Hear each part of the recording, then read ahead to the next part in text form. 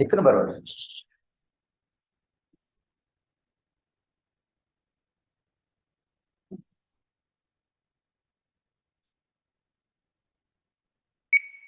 अच्छा देखो,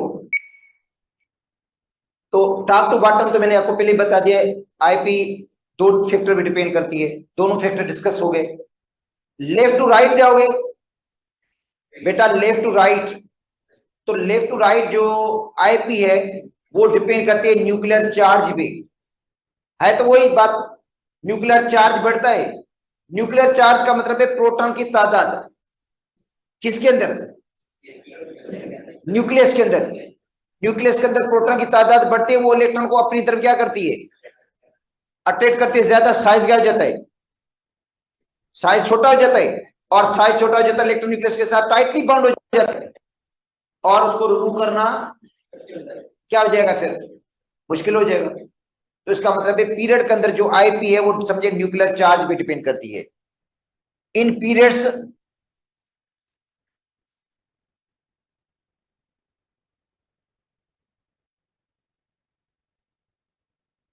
from left to right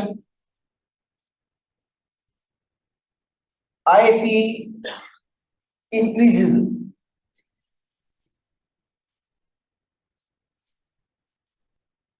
IP क्या होती है, इंक्रीज होती है due to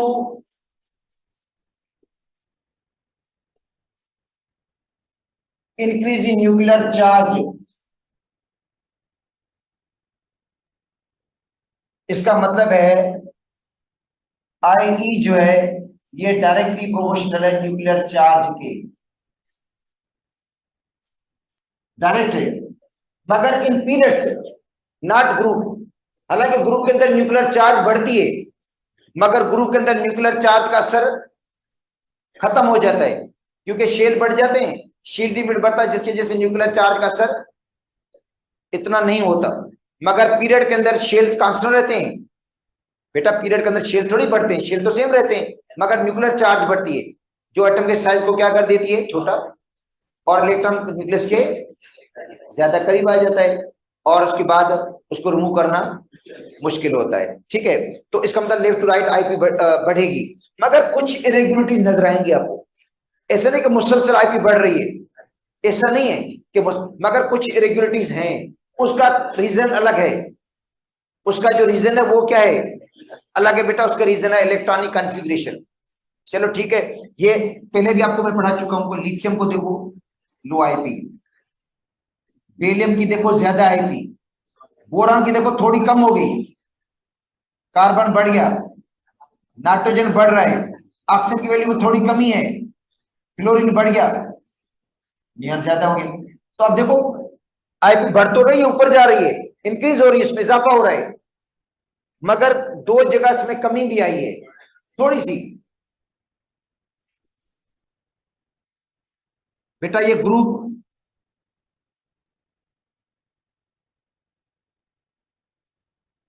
third A, group 6 ए, इसमें कमी है बिकॉज ऑफ इलेक्ट्रॉनिक कॉन्फ़िगरेशन।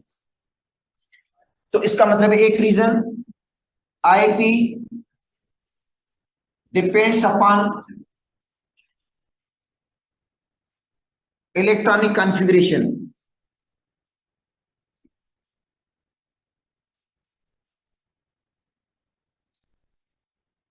किस पे डिपेंड करती है, अच्छा, half field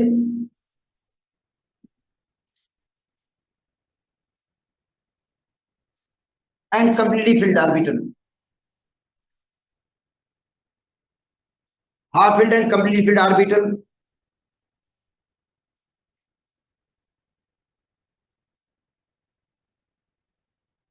are more stable. Half filled और कंप्लीटली फील्ड ऑर्बिटल क्या है, मोर हैविंग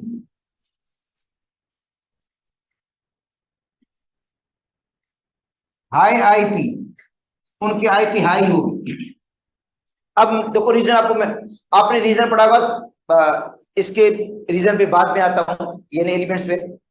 आपने पढ़ा सोडियम वाली, मतलब फर्स्ट ग्रुप वाली, फर्स्ट ग्रुप वालों की फर्स्ट आईपी बहुत ही लो, कम है, जो फर्स्ट ग्रुप वाले उनकी फर्स्ट आईपी बहुत ही कम है, सेकंड आईपी बहुत ही ज्यादा है। पता है रीजन? रीजन ये कि फर्स्ट ग्रुप वालों का ऑक्सीजन में एक इलेक्ट्रॉन है, वो लूज करने के बाद उनका ऑर्बिट स्टेबल हो जाता है, और स्टेबल ऑर्बिट में इलेक्ट्रॉन लूज करना क्या हो जाता है? मुश्किल हो जाता है।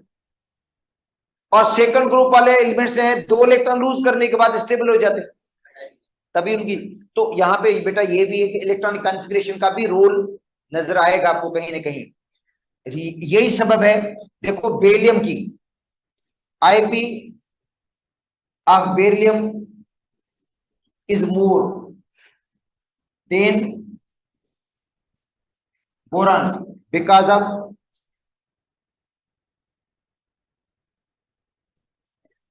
completely filled s orbital completely filled है। तो आप देखो बेरिलियम की जब आप कॉन्फ़िगरेशन करोगे तो होगा 1s2 2s2 s orbital complete field है। जब बोरान की कॉन्फ़िगरेशन करोगे तो 1s2 2s2 2p1। इसका मतलब बोरान में 2p1 और इलेक्ट्रॉन आसानी से लूज हो जाएगा, मगर जो बेरिलियम में 2s2 वाला इलेक्ट्रॉन है वो डिफिकल्टी से लूज होगा, तभी तो बेरिलियम की ज्यादा होगी। और ये सेम रीजन होगा सोडियम एंड मैग्नीशियम के अंदर, यही सेम सोडियम सोडियम और अपना जो है मैग्नीशियम और एल्यूमिनियम के अंदर, मैग्नीशियम और एल्यूमिनियम का रीजन भी वही है। अब देखो सोडियम है, सोडियम की कम, मैग्नीशियम की ज्यादा, एल्यूमिनियम की कम हो गई, सिलिकॉन की ज्यादा हो गई, फास्फोरस ज्यादा होगा, सल्फर कम हो गया, क्लोरीन ज्यादा हो गया, आर्गन ज्यादा हो गया। इसमें भी देखो इरेगुलरिटी वही है, उन्हीं ग्रुप के अंदर इरेगुलरिटी है जो पहले ये ग्रुप है, मतलब ग्रुप बेटा थर्ड, ग्रुप 6 में, तो रीजन तो वही सेम ही होगा ना। ठीक है, अगर हम कहते हैं IP of MG is more than aluminum because of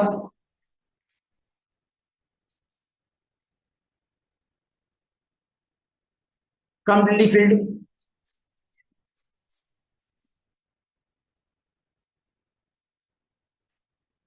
s orbital। अच्छा आप देखो आईपी नाइट्रोजन की ज्यादा है,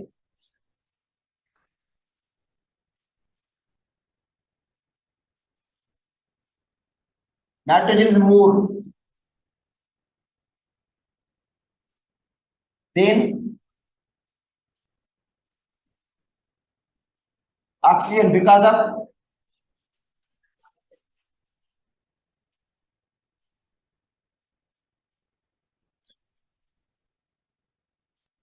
p orbital which is more stable।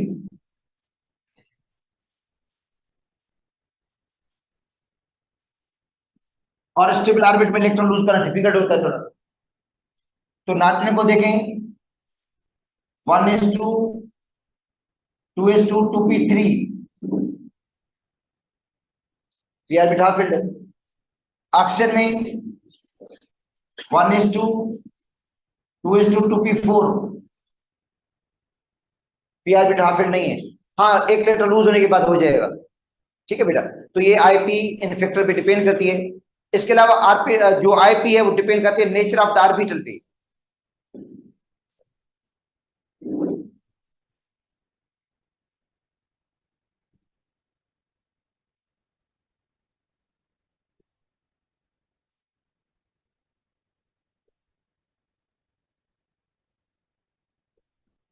The orbital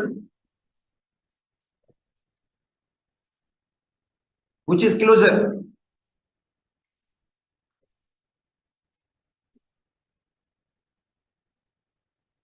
to nucleus having high IP।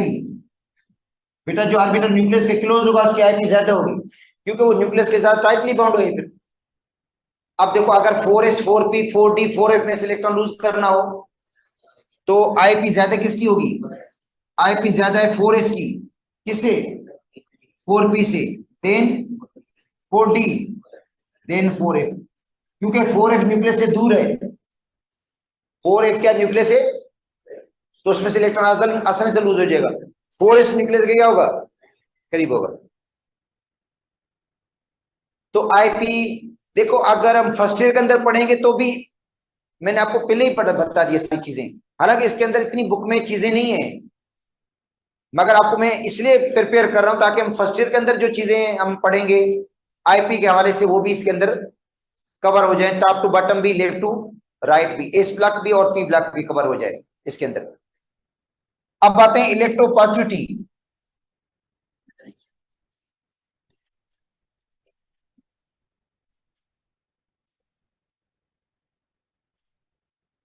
या metallic character,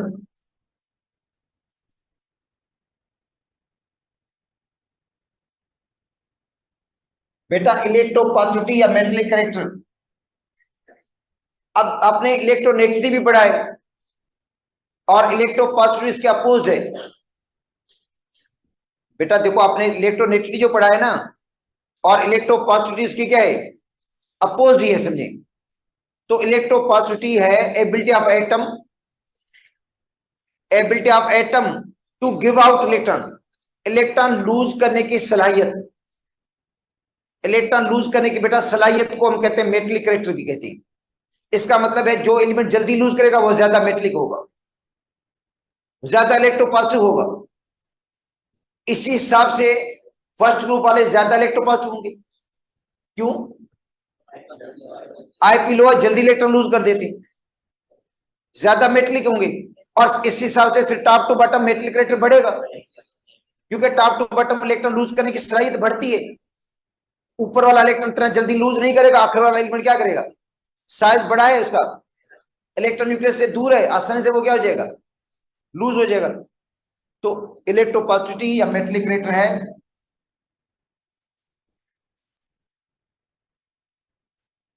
ability of an atom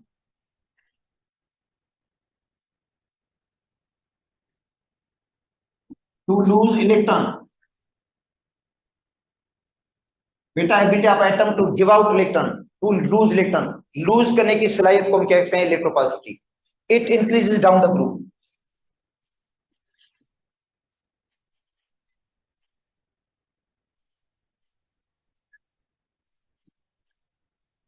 it increases down the group. इसका मतलब है डाउन द ग्रुप इलेक्ट्रोपॉजिटिविटी बढ़ेगी और भी क्या होगा, बढ़ेगा टॉप टू बॉटम। अच्छा, decreases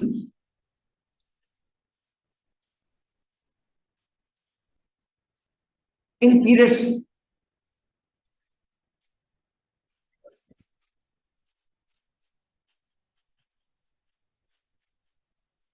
from left to right. अच्छा, क्यों ऐसा होता है, क्योंकि लेफ्ट टू राइट इलेक्ट्रोनेगेटिविटी बढ़ती है, लेफ्ट टू राइट इलेक्ट्रोनेगेटिविटी क्या हो रही है, जब इलेक्ट्रोनेगेटिविटी बढ़ेगी तो जाहिर इलेक्ट्रोपॉजिटिविटी कम होगी। Left to right non metal character बढ़ता है, left to right non metal character क्या होता है, तो लाजिम होता है मेटल करेक्टर क्या होगा, कम होगा, सही है ना। और टॉप टू बॉटम इलेक्ट्रोनेगेटिविटी कम होती है तो इलेक्ट्रोपॉजिटिविटी बढ़ जाती है, तो क्योंकि एक दूसरे के अपोज है ना, एक चीज बढ़ेगी तो दूसरी चीज लाजिम बात है कम हो जाएगी।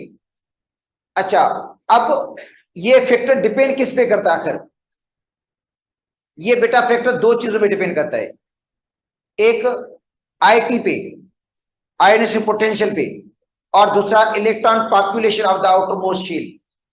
देखो आईपी हो सकना इलेक्ट्रोपॉजिटिविटी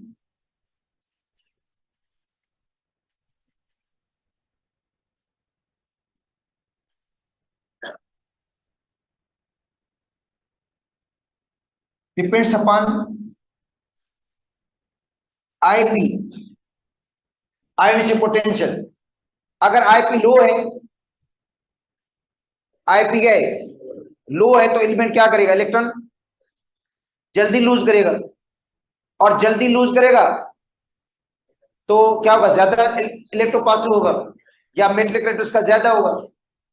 ठीक है, तो एलिमेंट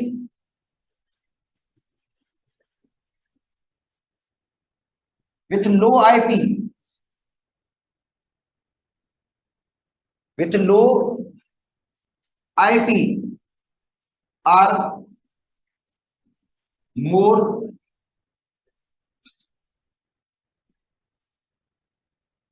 इलेक्ट्रोपॉजिटिव, वो क्या होंगे, ज्यादा इलेक्ट्रोपॉजिटिव होंगे, हैविंग मोर मेटलिक करेक्टर।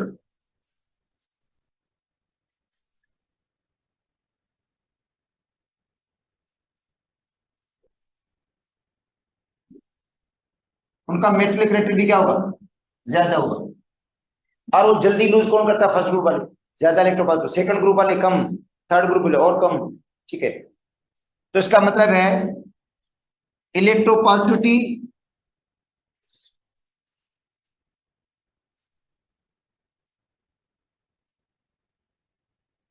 और आईपी का जो रिलेशनशिप है वो इनवर्स है। बेटा आईपी जो सॉरी इलेक्ट्रोपॉजिटिविटी आईपी के, जितनी आईपी लो होगी इलेक्ट्रोपॉजिटिविटी उतनी ज्यादा होगी। जो आईपी लो होगी तो इलेक्ट्रॉन जल्दी लूज करेगा।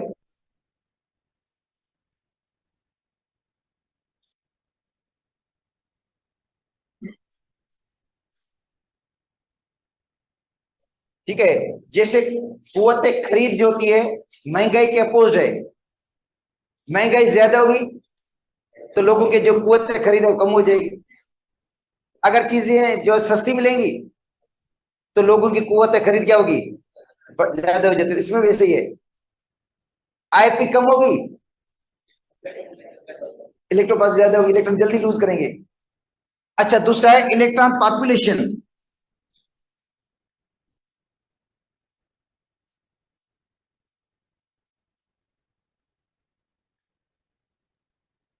Of outer most shell,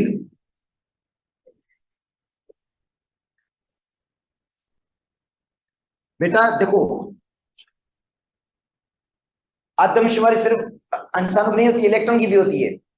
electron population, electron की पॉपुलेशन किसमें, आउटर मोस्ट शेल में। इलेक्ट्रॉन की पॉपुलेशन है आउटर मोस्ट शेल में, कितने इलेक्ट्रॉन मौजूद हैं, कितने की गुंजाइश है और मौजूद कितने हैं। तो याद करो जितनी इलेक्ट्रॉन पॉपुलेशन कम होगी मेटल करेक्टर ज्यादा होगा, जितनी इलेक्ट्रॉन पॉपुलेशन कम होगी मेटल करेक्टर क्या होगा, उतना ज्यादा होगा। देखो अगर हम बात करें सोडियम की तो 281 है, 2 है 81, आखिरी शेल में एक इलेक्ट्रॉन मौजूद है और थर्ड शेल में गुंजाइश 18 की है, तो 1:18 हो गया। इसकी इलेक्ट्रॉन पॉपुलेशन है 1:18, मतलब 18 की गुंजाइश में एक इलेक्ट्रॉन मौजूद है। मैग्नीशियम 282, इसमें भी 18 की गुंजाइश है मगर दो इलेक्ट्रॉन मौजूद है। अगर रेशियो निकलेगा इसका रेशियो कम आएगा, रेशियो का मतलब डिवाइड, 1 को 18 से डिवाइड करेंगे जवाब कम नहीं होगा, और 2 को जब 18 से डिवाइड करेंगे जवाब क्या होगा, ज्यादा आएगा। तो इसका मतलब इलेक्ट्रॉन पॉपुलेशन किसकी कम है, तो मेटल करेक्टर सोडियम का क्या होगा, ज्यादा होगा। चलो अब एल्यूमिनियम की बात करते हैं। 283,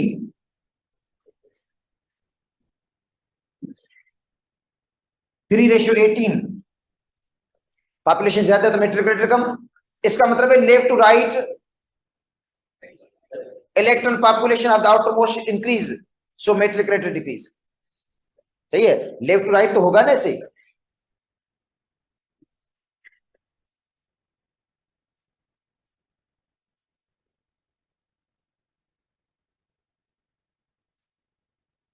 left to right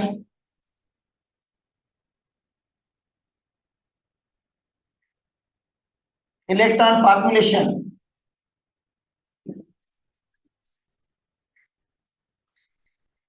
of outer most shell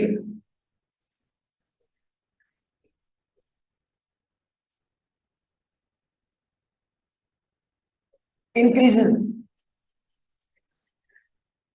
so metal character decreases.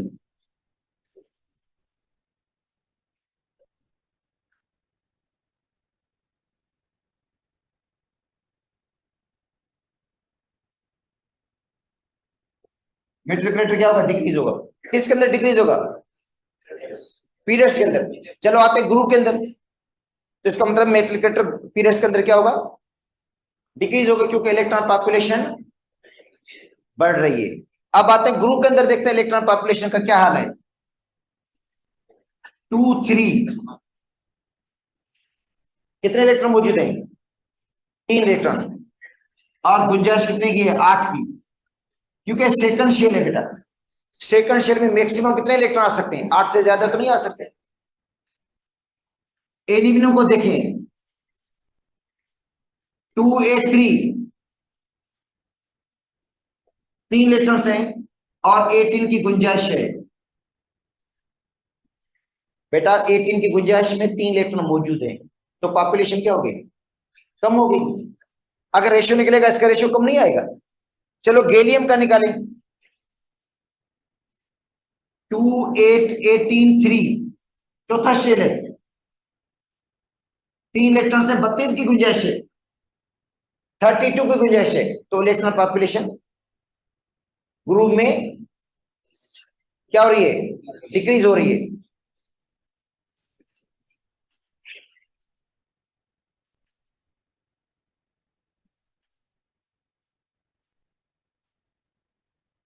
Top to bottom electron population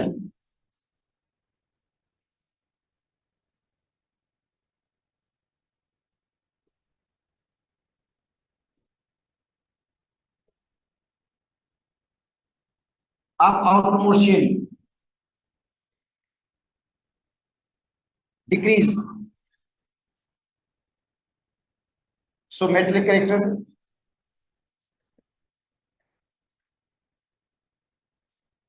increase. Metallic character क्या होगा? इंक्रीज होगा। इसका मतलब है मेटलिक कैरेक्टर जो है, या इलेक्ट्रॉन सॉरी अपना इलेक्ट्रोपॉसिटी जो है, ये इनवर्सली प्रोपोर्शनल है किसके?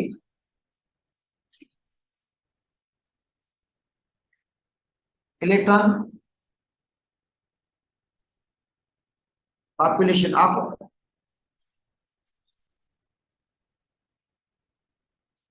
Outermost shell. समझे बेटा? मतलब मेटलिक कैरेक्टर जो है या इलेक्ट्रोपॉसिटी जो है, वो इनवर्सली प्रोपोर्शनल है किसके? Electron population of the outermost shell. हाँ बेटा। अच्छा, अगर उसके अंदर अगर हम उनका फार्मूला लगाएं इसका जो है, हाँ, तो उस हिसाब से 2n स्क्वायर इसके हिसाब से फिर होगा। ठीक है, हाँ, कम हो जाएगी लाजिम। अच्छा, उसके बाद देखो बेटा, अगर इलेक्ट्रॉन पॉपुलेशन ज्यादा होगी तो मेटल के गिर्द जो सराउंडिंग एटम होते हैं वो ज्यादा लगेंगे। मैं बता दूं, मिसाल देता हूं। अगर डाइनिंग टेबल छोटी सी है, छोटी सी डाइनिंग टेबल, तो उसके गिर्द जो चेयर्स लगेंगी वो कम लगेगी। अगर बहुत बड़ी डाइनिंग टेबल हो तो उसके गिर्द चेयर्स क्या लगेंगी? ज्यादा लगेंगी। इसमें भी ऐसा ही है, जितना एटम का साइज बड़ा होगा उतने नेबरिंग एटम्स क्या होते हैं? नेबरिंग एटम्स क्या होते हैं? ज्यादा लगेंगे। तो मेटल कैरेक्टर क्या होगा? बढ़ेगा। देखो बेटा, बोरान है ना, बोरान एलिमेंट को कंपेयर करो, तो बोरान के गिर्द जो बोरान के एटम्स होते हैं वो कम होते हैं। बेटा क्रिस्टल जो बोरान का होता है ना, बोरान के क्रिस्टल में बोरान के जो एटम होंगे ना, एक एटम के गिर्द दूसरे बोरान के एटम क्या होंगे? कम होंगे। बोरान का साइज छोटा है, एलिमेंट का साइज क्या है? बड़ा। तो एलिमेंट के गिर्द एलिमेंट के एटम कितने लगेंगे? क्रिस्टल के अंदर ज्यादा लगेंगे। तो इसका मतलब है जितने सराउंडिंग एटम ज्यादा होंगे बेटा, जितने सराउंडिंग एटम ज्यादा होंगे, मेटलिक कैरेक्टर उतना क्या होगा? बढ़ेगा। सराउंडिंग एटम बढ़ेगा, मेटलिक कैरेक्टर। इसका मतलब है एल्यूमिनियम के क्रिस्टल में एल्यूमिनियम के एटम क्या होते हैं? ज्यादा होते हैं, इसलिए एल्यूमिनियम का कैरेक्टर, मेटलिक कैरेक्टर क्या होगा? ज्यादा होगा।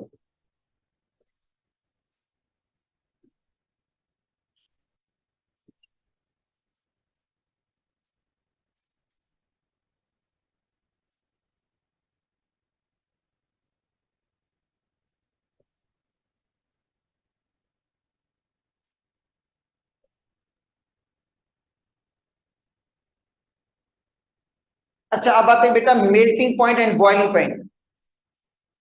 मेल्टिंग पॉइंट और बॉइलिंग पॉइंट।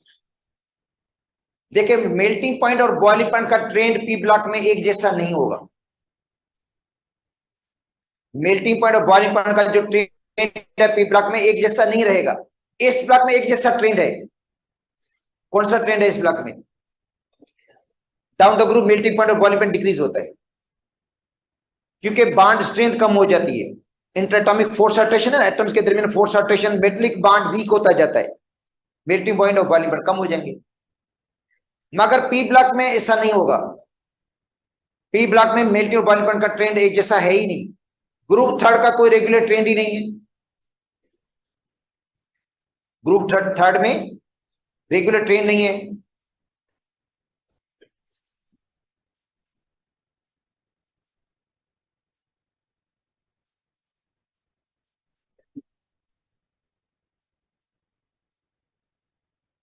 अच्छा, ग्रुप फोर्थ में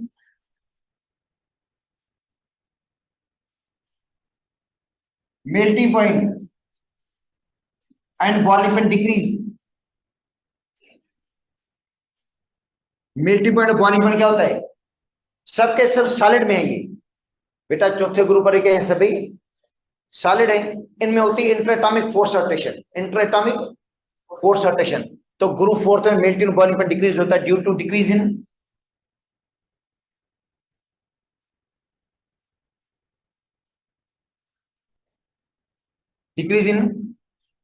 इंटरएटॉमिक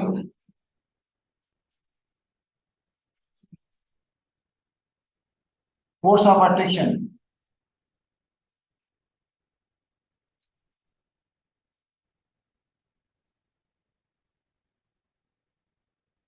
अच्छा, जबकि ग्रुप पांचवें से लेकर सातवें तक melting point and boiling point increase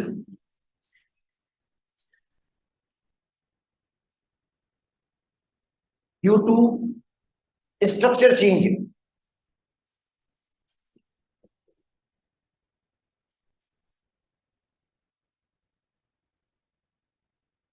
and intermolecular force of attraction.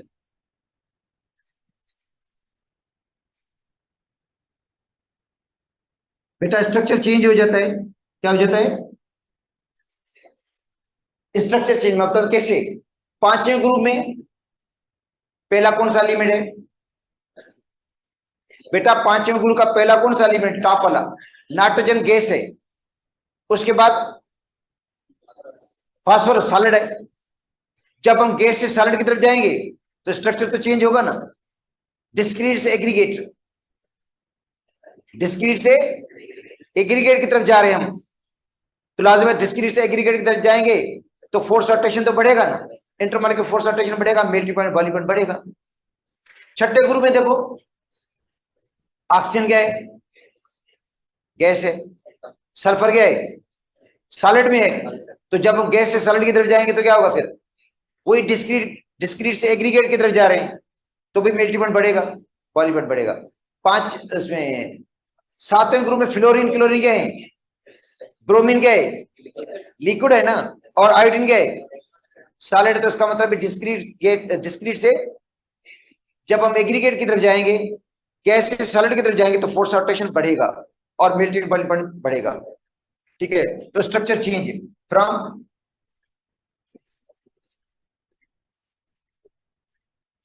Gas to solid, gas से solid. So force of attraction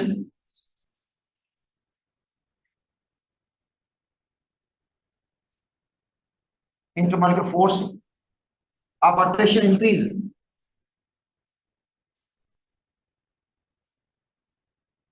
melting point and boiling point increase. Melting boiling point increase होगा पांचवें से लेकर सातवें तक। अच्छा, ग्रुप 8A, इसमें structure change नहीं होगा। All are gases.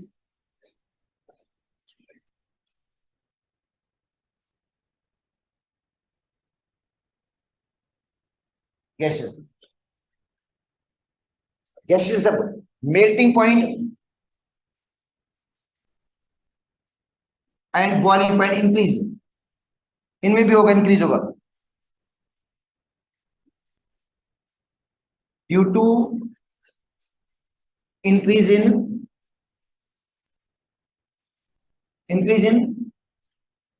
वंडरवाल्स force attraction.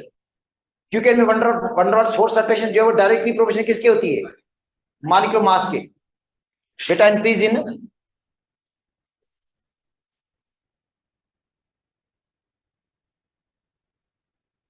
वंडरवाल्स force of attraction, और वंडरवाल्स की ये जो फोर्स होगी वो होगी लंदन डिस्पर्शन फोर्स।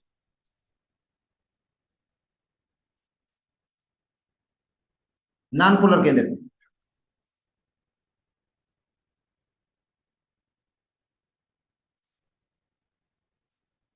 इंक्रीज होगी।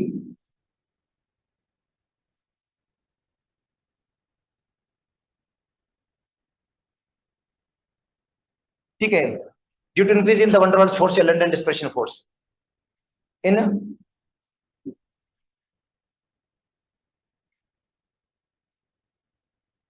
Non polar gases. अब देखो, और लंदन डिस्पर्शन फोर्स जो है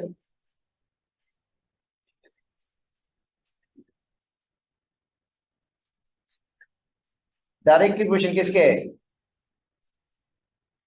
मॉलिक्यूलर मास के है। जिसका मॉलिक्यूलर मास ज्यादा होगा उसके अंदर लंदन डिस्पर्शन फोर्स क्या होगी, स्ट्रांग होगी। लाजिमी बात है, उसका जो मेल्टिंग बॉइलिंग पॉइंट क्या होगा, ज्यादा होगा। और यही सेम रीजन फ्लोरीन क्लोरीन के अंदर भी है। फ्लोरीन भी नॉन पोलर, क्लोरीन भी नॉन पोलर, ब्रोमीन भी नॉन पोलर, आयोडीन भी नॉन पोलर। मगर आयोडीन सॉलिड में क्यों है, जाहिर बात है उसके फोर्स रिलेशन स्ट्रांग है, मॉलिक्यूलर मास ज्यादा है उसका, मॉलिक्यूलर मास ज्यादा है ना, तभी देखो उसमें लंदन डिस्पर्शन फोर्स क्या होगी, स्ट्रांगर होगी। और नोबल गैसेस में वही है, हीलियम का मॉलिक्यूलर मास कम है, नियॉन का ज्यादा है, आर्गन का ज्यादा है, क्रिप्टॉन का ज्यादा है, जीनन का ज्यादा है। तो top to bottom molecular mass बढ़ रहा है, लंदन डिस्पर्शन फोर्स बढ़ेगी, मेल्टिंग वॉल्यूम बढ़ जाएगा। तो तीन फैक्टर्स हैं इनमें, interatomic force attraction, intermolecular force attraction, structure या स्टेट। बेटा मेल्टिंग बॉइलिंग पॉइंट तीन फैक्टर पे डिपेंड करता है। देखो melting point and boiling point depends upon three factor.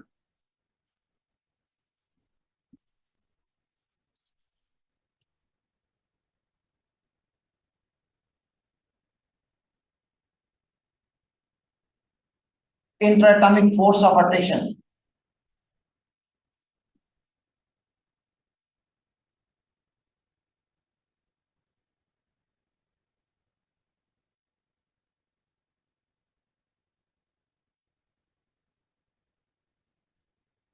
Intermolecular force of attraction,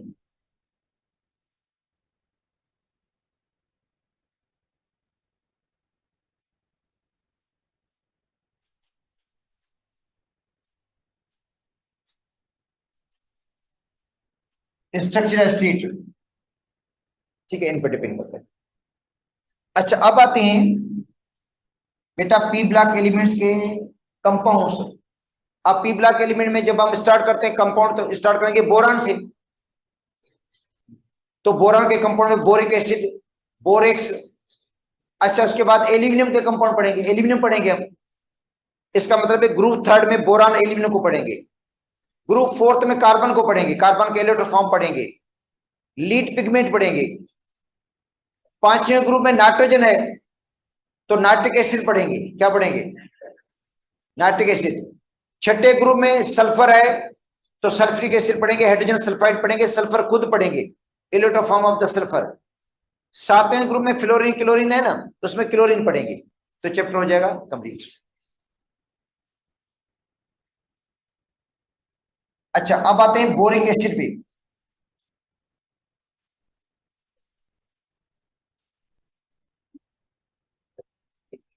बेटा H3BO3,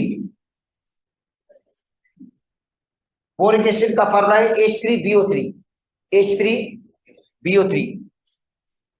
इसको अगर स्ट्रक्चर बनाओगे तो इस तरह बनाओगे,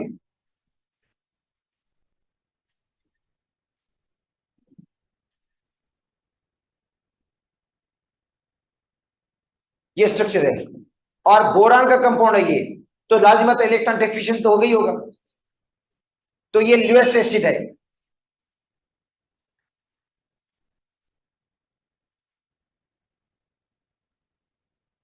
एक्स्ट्रा इलेक्ट्रॉन पेयर,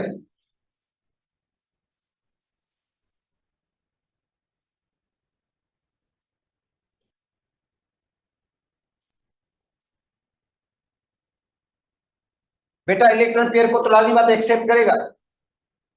इनके अंदर हाइड्रोजन बॉन्डिंग भी होगी, BOH OH जिसमें भी है ना, जैसे water HOH, alcohol C2H5OH, acidic acid C3COOH, sulphuric acid में भी ऐसे ही होता है, जिसके अंदर स्ट्रक्चर में OH आयन से समझ जाओ उन मॉलिक्यूल्स में हाइड्रोजन बॉन्डिंग होगी, क्योंकि ऑक्सीजन जो होगा वो बॉन्डेड है, या हाइड्रोजन बॉन्डेड है मोर इलेक्ट्रोनेगेटिव एटम के साथ। अच्छा, और ये वीक एसिड है,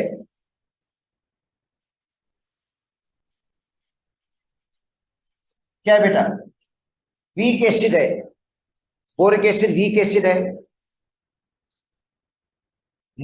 ठीक है, वीक एसिड। अब आते हैं मेथड ऑफ प्रिपरेशन, ये तो इसका स्ट्रक्चर बना लिया मैंने कि किस तरह इसको प्रिपेयर करते हैं।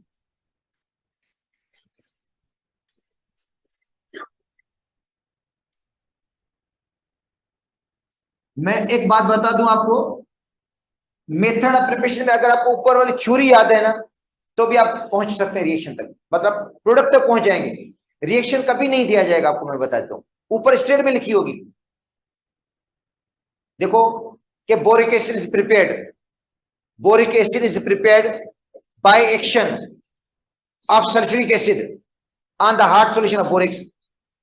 अगर क्वेश्चन आ जाता है क्या dash is produced by action of sulphuric acid on hard solution of borax, पता होगा कि बोरिक एसिड बनेगा तो बोरिक एसिड ना, मेन तो वही बनेगा कंपाउंड, ठीक है। तो इसकी प्रिपरेशन में अगर रिएक्शन आपको याद नहीं होता, रट्टा लगाते हैं, बैलेंस करते हैं, उसमें टाइम लगा देते हैं, कोई मसला नहीं है, बैलेंस भी ना करो आप लोग, प्रोडक्ट को आपको याद हो कि बनेगा क्या इसमें से, तो आप पहुंच सकते हैं। इस तरह का क्वेश्चन नहीं होगा कि जाकर आपको बैलेंस करना हो, ये करना हो, जस्ट पूछा जाएगा बस कि बोरिक एसिड को बनाते किससे, बोरेक से बनाते हैं, बस यही याद होना चाहिए।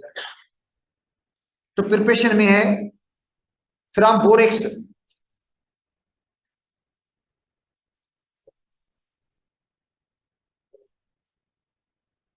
बोरेक से, इसलिए थ्योरी में नहीं बता रहा, थ्योरी आपको वेर्बली बता रहा हूं, अब लिखूंगा टाइम जाएगा मेरा।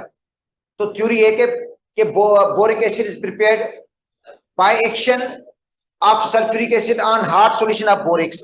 ये बोरेक्स है ना, Na2B4O7, बोरेक्स इसका नाम है, बोरेक्स इसका बनाएंगे हार्ड सॉल्यूशन, सॉल्यूशन में वाटर होगा, हार्ड सॉल्यूशन का मतलब इसको सॉल्यूशन को हम हीट देंगे, हार्ड सॉल्यूशन बनेगा, उसके अंदर ऐड करेंगे सल्फ्यूरिक एसिड, ऐड क्या करेंगे, सल्फ्यूरिक एसिड, सॉल्यूशन को कूल करेंगे, आप लोग क्या करेंगे, हार्ड सॉल्यूशन है, ठंडा करेंगे तो क्रिस्टल बनेंगे, क्योंकि हार्ड सॉल्यूशन के अंदर क्रिस्टल नहीं बनेगा, उसको जब हम कूल करते हैं तो क्रिस्टल कूलिंग से बनते हैं।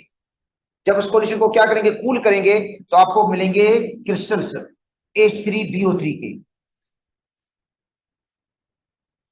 क्या मिलेंगे बेटा, क्रिस्टल्स किसके मिलेंगे, ये मिलेगा सॉलिड फॉर्म में, और सोडियम सल्फेट मिलेगा सॉल्यूशन की सूरत में,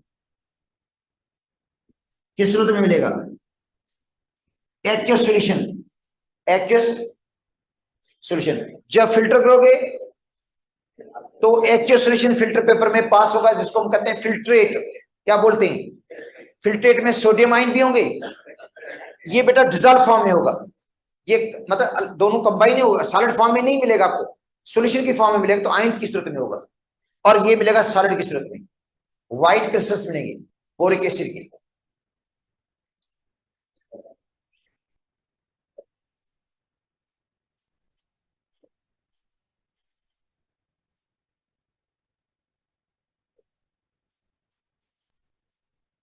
फ्रॉम बोरान नाइट्राइड Pn, वैसे आपको पता होगा कि बोरान की वैलेंसी होती है +3, नाइट्रोजन की -3, तो क्या बन जाएगा, कैंसिल हो जाएगी, +3 -3 कट जाएगी आपस में, बेटा जब वैलेंसी बराबर होती है तो कैंसिल हो जाती है, Pn बन जाएगा।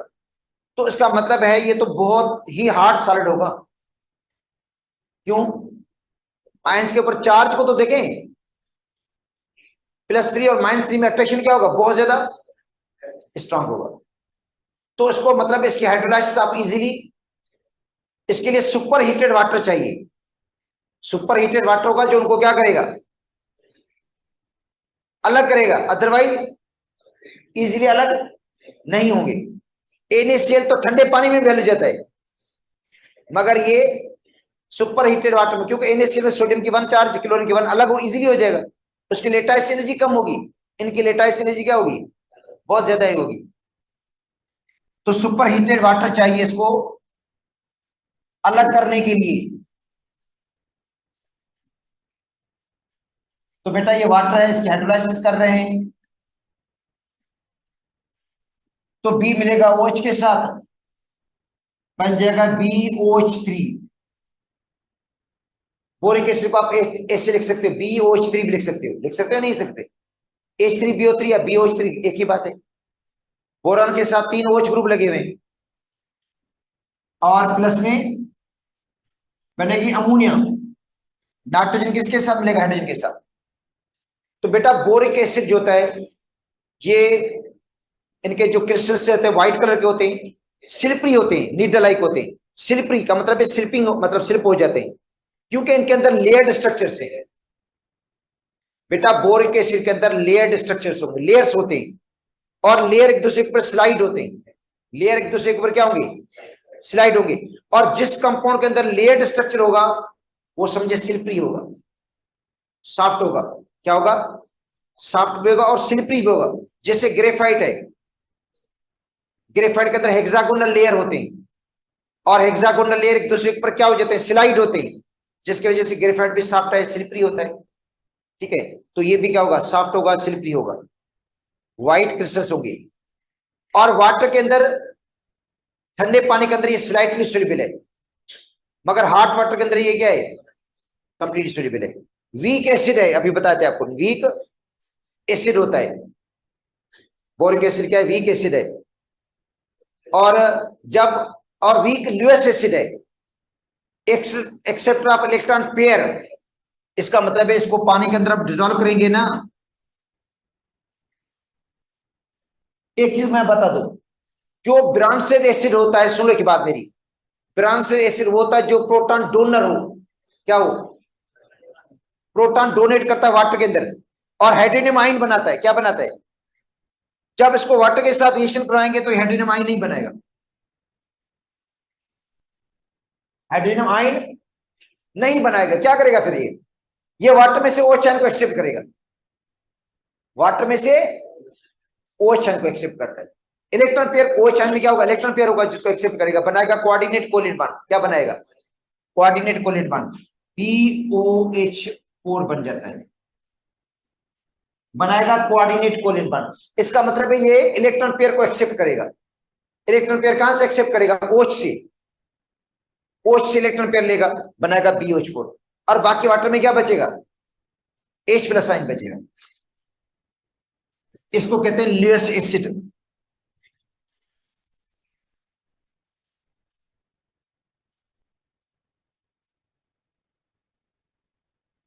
Accept of OH ion. OH ion में वो क्या करेगा? इलेक्ट्रॉन पेयर को एक्सेप्ट करेगा, लाजिम बात है। अच्छा, बोरिक एसिड को हम हीट देते हैं। अच्छा, इसका जो एक्वियस सॉल्यूशन है वो एंटीसेप्टिक होता है। बेटा बोरिक एसिड का जो एक्वियस सॉल्यूशन होता है ना, पानी के अंदर उसको डिसॉल्व करते हैं तो वो क्या होता है? एंटीसेप्टिक। उसको हम यूज करते हैं आई वॉश के लिए। एंटीसेप्टिक है ना, तो आंखों की जो बीमारियां होती हैं जिसमें जरासीम वगैरह उनको किल करने के लिए, तो आई वॉश के लिए इस्तेमाल करते हैं। एंटीसेप्टिक है, एंटीसेप्टिक। अच्छा, जब बोरिक एसिड को हम हीट देते हैं, फॉर्म डिफरेंट प्रोडक्ट्स। बेटा बोरिक एसिड को हीट देते हैं तो डिफरेंट प्रोडक्ट्स बनते हैं। अब देखो H3BO3,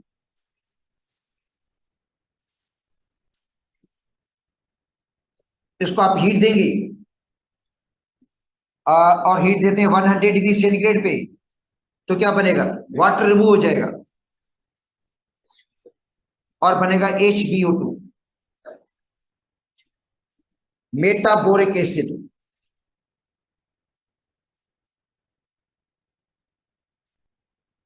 जब आपने 100 पे हीट दी तो क्या बन गया? मेटाबोरिक acid.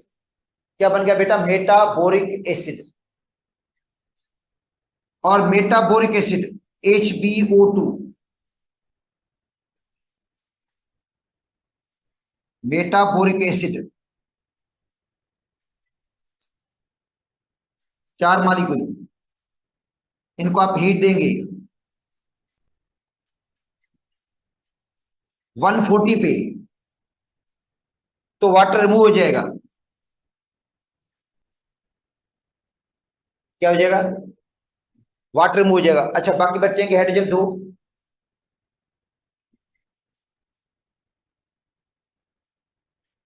Boron 4, oxygen 7, टेट्राबोरिक acid.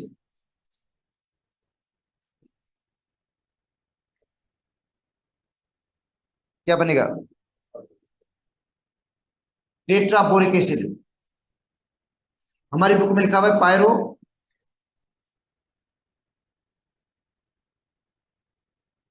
Boric acid. अच्छा, H2B4O7,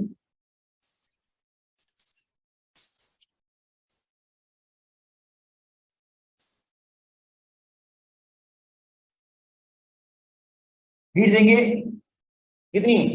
अब वो 240 से ज्यादा हीट देंगे तो वाटर रिमूव हो जाएगा। वाटर बेटा क्या हो जाएगा? रिमूव हो जाएगा। और क्या बनेगा? वाटर रिमूव होने के बाद बोरान और ऑक्सीजन बचेंगे तो बनाएंगे बोरिक ऑक्साइड। क्या बनेगा बेटा? बोरिक ऑक्साइड, क्योंकि बोरान की वैलेंसी क्या होती है? +3, ऑक्सीजन की -2। क्या बनेगा formula?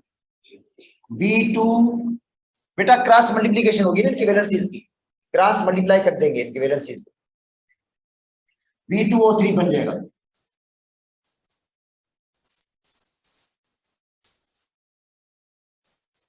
Boric oxide, boric oxide बन गया। अच्छा, अब आते हैं इसका स्ट्रक्चर। बेटा जो बोरिक एसिड है H3BO3, इनके यूनिट्स में हाइड्रोजन बॉन्डिंग होती है। जब ये आपस में कंबाइन होता है ना, आपस में क्या होते हैं? इनके मॉलिक्यूल्स कंबाइन होते हैं तो हाइड्रोजन बॉन्डिंग के तहत कंबाइन होंगे। हाइड्रोजन बॉन्डिंग, इसका मतलब है बोरिक एसिड के यूनिट्स में हाइड्रोजन बॉन्डिंग होती है। ये बनाते हैं लेयर्स। क्या बनाते हैं? क्या बनाते हैं? लेयर बनाते हैं। एक लेयर और दूसरे लेयर में स्पेस होता है 3.18 एंगस्ट्रॉम का स्पेस होता है। 3.18, ये भी नोट कर दो, 3.18 एंगस्ट्रॉम का क्या होता है? स्पेस होता है। और लेयर्स के बीच में जो फोर्स होती है वंडर वाल्स होती है। यूनिट्स में हाइड्रोजन बॉन्डिंग, ठीक है, तो इन्फिनाइट लेयर बनेंगे। और एक लेयर दूसरे लेयर में जो फोर्स है वो क्या है? वंडर वाल्स फोर्स है। और लेयर एक दूसरे के ऊपर इजीली स्लाइड हो जाते हैं, इसकी वजह से ये क्या होता है? सॉफ्ट होता है, सिल्परी होता है। ठीक है बेटा।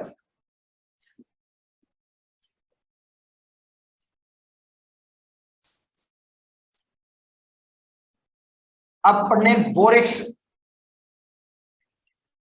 Na2B4O7 10H2O, इसको कहा जाता है सुहागा।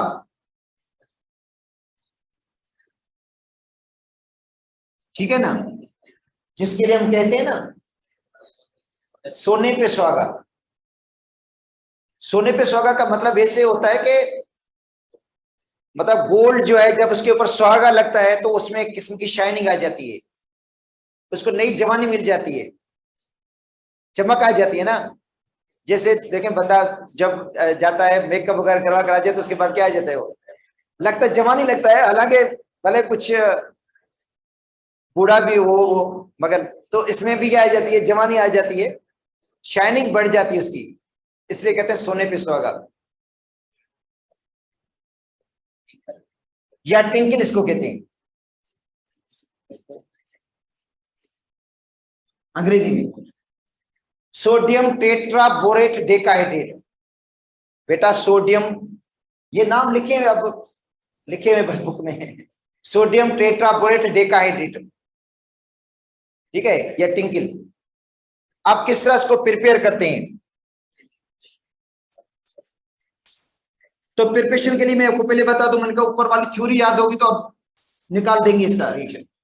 रिएक्शन ना भी याद हो, थ्योरी भी ऊपर याद हो ना आपको आइडिया हो जाएगा कि क्या क्या बन रहा है, कौन कौन सी चीजें चाहिए इसको बनाने के लिए। It is prepared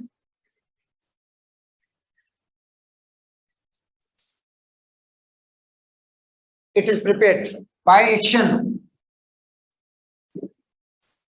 of orthoboric acid. बेटा वो ऑर्थोबोरिक एसिड, ये बोरिक एसिड का नाम ही है, आप ऐसा नहीं ऑर्थोबोरिक एसिड कोई और होता है, यही H3BO3 है, ये ऑर्थोबोरिक एसिड है, ठीक है। Bye action of orthoboric acid on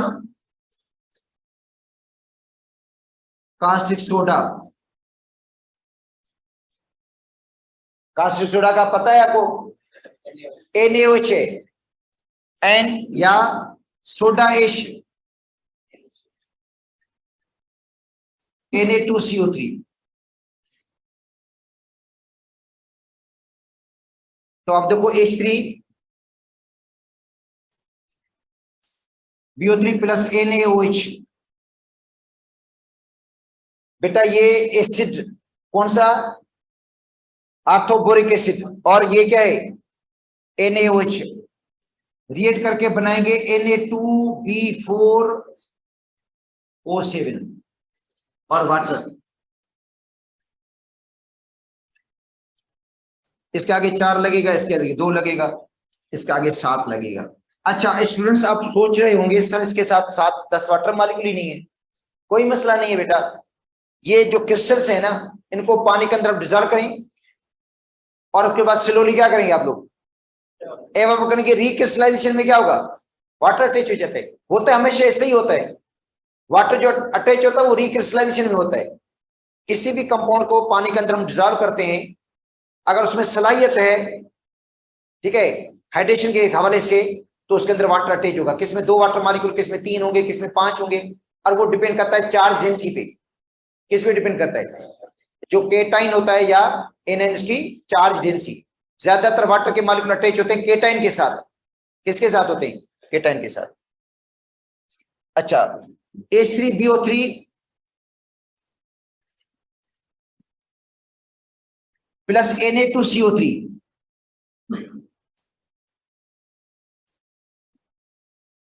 sodium carbonate या सोडा एश, तो भी क्या बनेगा? Na2B4O7। वाटर बनेगा, और कार्बन डाइऑक्साइड बनता है कार्बोनेट की वजह से। कार्बोनेट जब डिकम्पोज होता है तो कार्बन डाइऑक्साइड जरूर बनाएगा वो, तो ये बन गया, ठीक है। इसमें कार्बन डाइऑक्साइड बना वो कार्बोनेट की वजह से, सोडियम कार्बोनेट की वजह से। अच्छा it is prepared from पोलेमनाइट।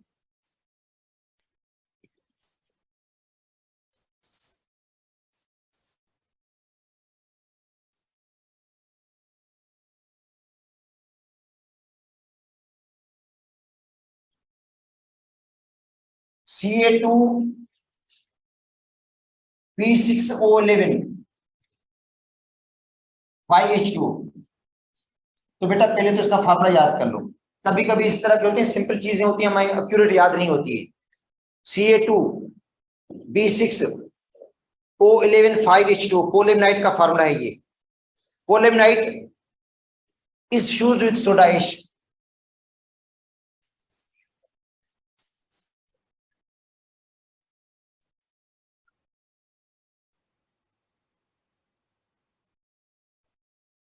Soda ash के साथ फ्यूज करते हैं। अच्छा बनेगा क्या? बोरेक्स। क्या बनेगा बेटा? बोरेक्स बनेगा Na2B4O7। सोडियम मेटाबोरेट NaBO2 बनेगा। सोडियम मेटाबोरेट NaBO2 बनेगा। कैल्शियम कार्बोनेट क्या है? रिएक्शन बुक में लिखा हुआ है, बस प्रोडक्ट याद कर लो। बोरेक्स, सोडियम मेटाबोरेट और कैल्शियम कार्बोनेट। और रिएक्टेंट साइड पर कौन होगा? कोलिमनाइट होगा और सोडियम कार्बोनेट होगा। तो कोलिमनाइट को सोडियम कार्बोनेट के साथ फ्यूज करते हैं, तब ये बन जाता है। अच्छा अब देखो बोरेक्स साल्ट है बेटा, देखो बोरेक्स क्या है, साल्ट। साल्ट एसिडिक भी होती है, बेसिक भी होती है, न्यूट्रल भी होती है। तो ये किस टाइप की साल्ट होगी? अगर आप पूछते भाई बोरेक्स कौन सी साल्ट है, एसिडिक, बेसिक या न्यूट्रल, अल्कलाइन या बेसिक, ये कैसे पता चलेगा? साल्ट को पानी के अंदर हम डिजॉल्व करते हैं, साल्ट की करते हैं हम हाइड्रोलाइसिस। हाइड्रोलाइसिस के बाद अगर बेस स्ट्रांग बनी है तो बेसिक, स्ट्रांग एसिड बना एसिडिक, अगर स्ट्रांग एसिड स्ट्रांग बेस बना तो न्यूट्रल। एसिड स्ट्रांग है, बेस भी क्या है तो न्यूट्रल। अगर एसिड वीक बेस भी वीक तो भी न्यूट्रल होगा फिर।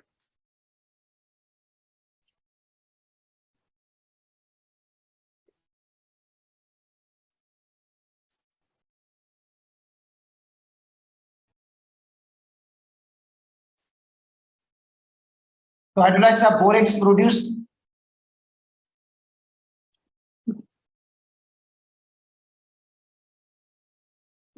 Alkaline solution.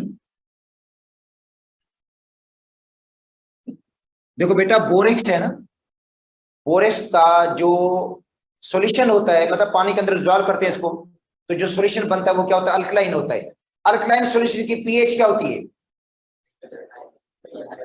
ग्रेटर देन 7 होती है। और अल्कलाइन सॉल्यूशन के अंदर जब आप लिटमस पेपर डालते हैं, जो रेड होगा लिटमस पेपर ब्लू हो जाएगा। अगर ब्लू है तो ब्लू ही रहेगा, ऐसा नहीं कि ब्लू रेड हो जाएगा, ऐसा नहीं है। अगर ब्लू है तो ब्लू ही रहेगा, रेड होगा तो वो क्या हो जाएगा, ब्लू हो जाएगा बेस के अंदर। ठीक है, तो Na2B4O7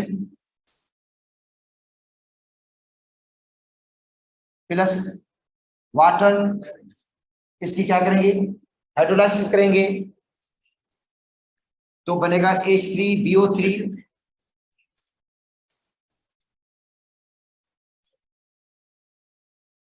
बोरिक एसिड,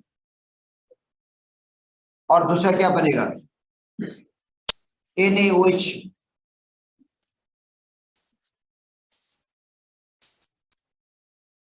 देखो बेटा बोरेक्स की हमने हाइड्रोलाइसिस की तो क्या बना, बोरिक एसिड, और ये वीक एसिड है।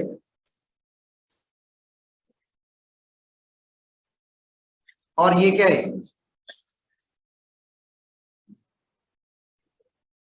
Sodium hydroxide strong base.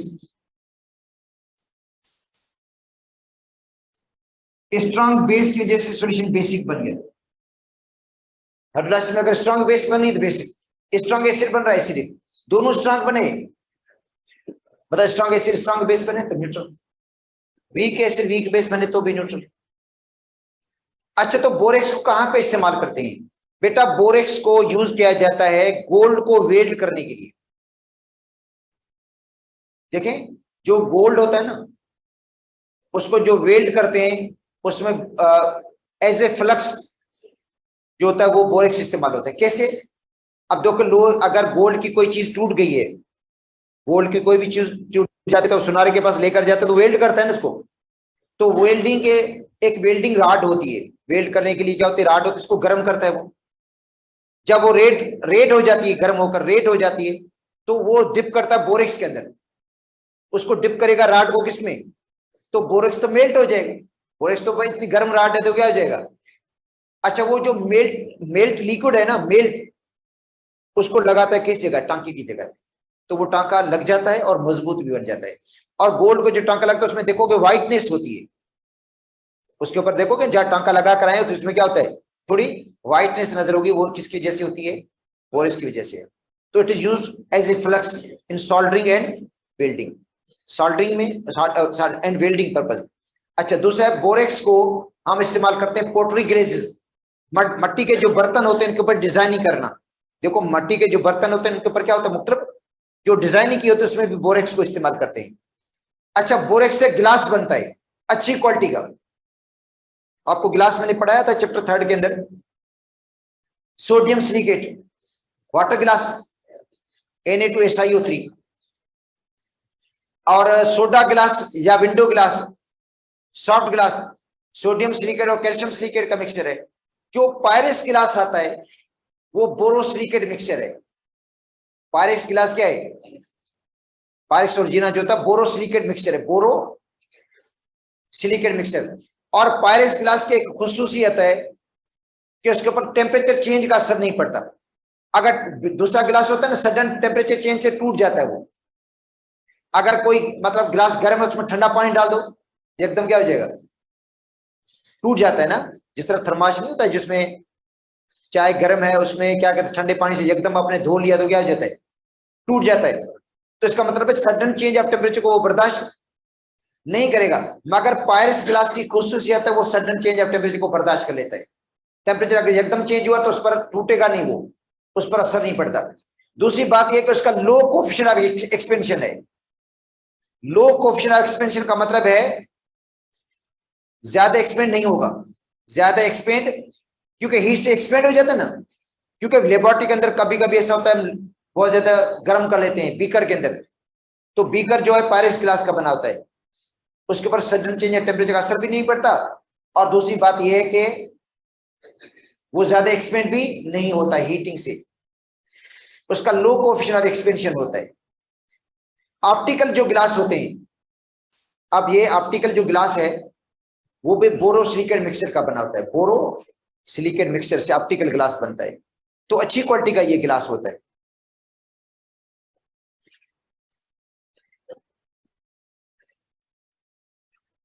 जो यूएसबी देता हूं सेव करेगा।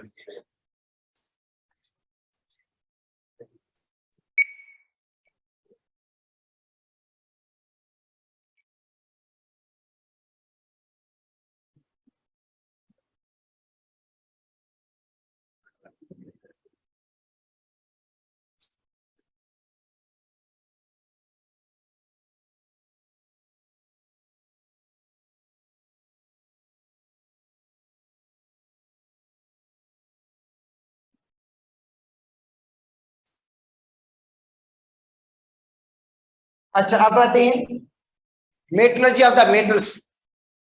बेटा मेटलर्जी ऑफ द मेटल्स का मतलब है extraction extraction of metals from their ore. जितने भी जमीन के ऊपर मेटल मिल रहे हैं हमें अर्थक्रस्ट में, ये सब इम्प्योर फॉर्म में है। प्योर फॉर्म के अंदर कोई भी मेटल आपको नहीं मिलेगा। अगर आपको सब कहते हैं गोल्ड मिलेगा तो वो इम्प्योर फॉर्म में हो, और किस सूरत में होगा। ऐसे नहीं कि उसको आप उठाकर सोनार के पास लेकर जाएं बेच दें। वो समझे पत्थर होंगे, वो कहेगा इनको पत्थरों को मैं क्या करूंगा, उनमें से उनको क्या करना है, एक्सट्रैक्ट करना है। अच्छा ऐसे एल्यूमिनियम है, एल्यूमिनियम आपको मिलेगा पत्थरों की सूरत में, पत्थर की सूरत में। बॉक्साइट पत्थर है। बॉक्साइट जो होता है ना ये क्या है बेटा, पत्थर होता है। स्टोन्स होते हैं। मार्गला की जो हिल्स हैं, मार्गला का नाम तो सुना होगा ना आपने, मार्गला की हिल्स हैं, ये क्या है बॉक्साइट की ओर है। नंगर पार्कर के अंदर कारुंजर का जो पहाड़ है पूरा, ये बॉक्साइट की ओर है। आप उसमें से आपको एल्यूमिनियम को क्या करना है, एक्सट्रैक्ट करना है। कापर की ओर्स होती है, कापर पायराइट, उसमें से कापर को एक्सट्रैक्ट किया जाता है। तो बेटा जितने भी मेटल्स हैं आपको आजाद हालत में तो जमीन पे नहीं मिलेंगे, वो जाकर उसको लेकर आए हम, वो मिलेंगे ओर की सूरत में। उन ओर में से उनको क्या करना है, एक्सट्रैक्ट करना है, सेपरेट करना है। तो ये एक्सट्रैक्शन मेटलर्जी ऑफ मेटल का मतलब है extraction of the metals from their ore. तो एल्यूमिनियम की जो एक्सट्रैक्शन है इसमें भी ऐसे ही होगा, एल्यूमिनियम को भी एक्सट्रैक्ट किया जाएगा, क्योंकि एल्यूमिनियम भी आपको आजाद हालत में नहीं मिलेगा जमीन के ऊपर, वो मिलेगा कंबाइंड फॉर्म में, ओर की सूरत में। अच्छा अगर जमीन पे हम देखें सबसे ज्यादा जो अबंडेंट एलिमेंट है वो ऑक्सीजन है जमीन के तह में। बेटा मैं एयर की बात नहीं कर रहा हूं, एयर में तो आपको पता है नाइट्रोजन ज्यादा है, एटमॉस्फेयर में तो नाइट्रोजन ज्यादा है, मगर मैं बात कर रहा हूं जमीन का जो तह है इसमें सबसे ज्यादा जो अबंडेंट एलिमेंट है वो ऑक्सीजन है। पता है क्यों, जितनी भी ओर्स हैं मेटल्स की सबके साथ ऑक्सीजन हो गई होगा,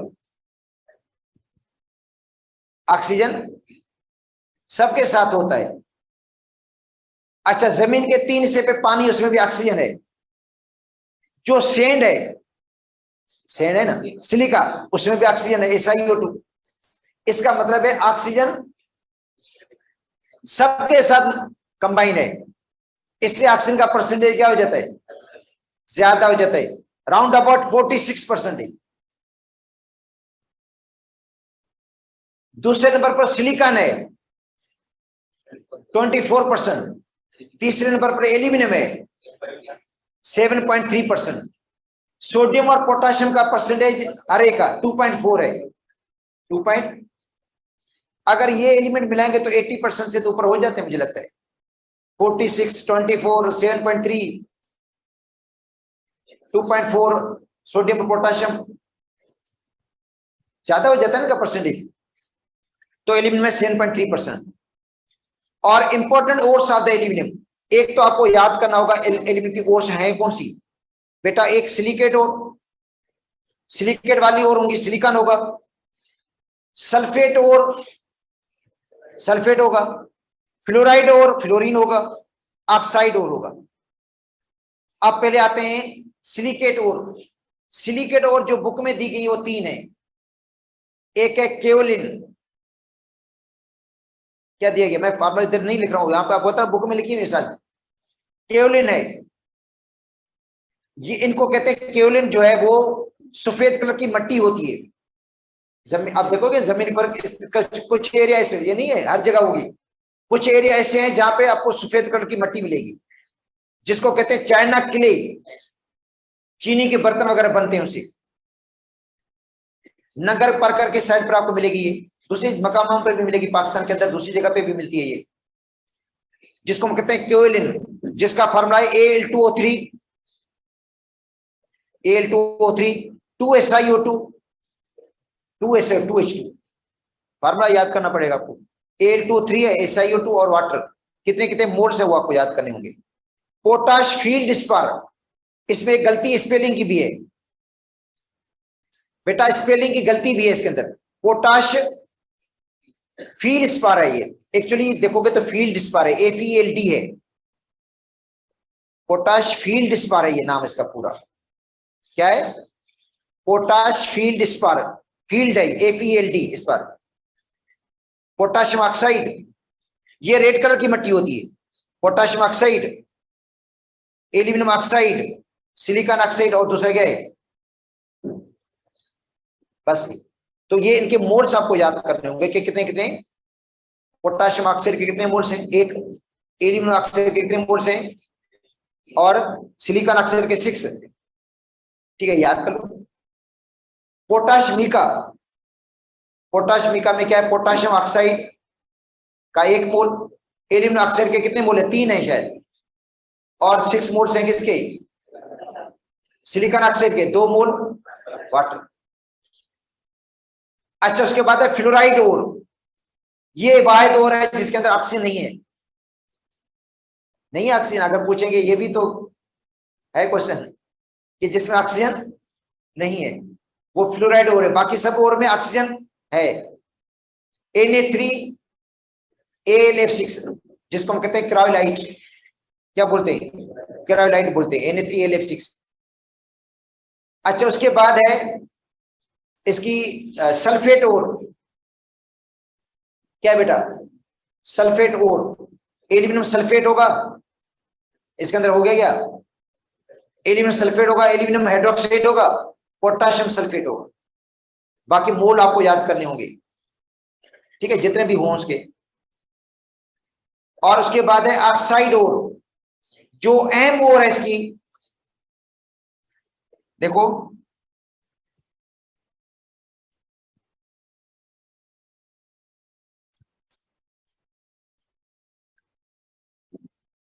बेटा, important ore of aluminium bauxite,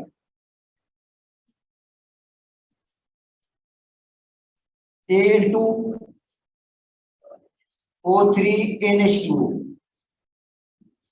और दूसरी बुक्स में इसका फार्मूला ये लिखा हुआ है Al2O3 2H2, और यहां पे लिखा हुआ है NH2 का मतलब है यहां पे नंबर ऑफ एटॉमिक फिक्स नहीं है, नहीं है फिक्स नॉट, मगर दूसरी बुक्स में जो बॉक्साइट का फार्मूला लिखा हुआ उसमें उन्होंने इंडिकेट किया है 2 वाटर मॉलिक्यूल होते हैं। कितने होते हैं बॉक्साइट के अंदर? 2 वाटर मॉलिक्यूल। उसके बाद है give side Al2O3 3H2O, Al2O3 3H2O, 3 water molecule दूसरी ओर रहेगी।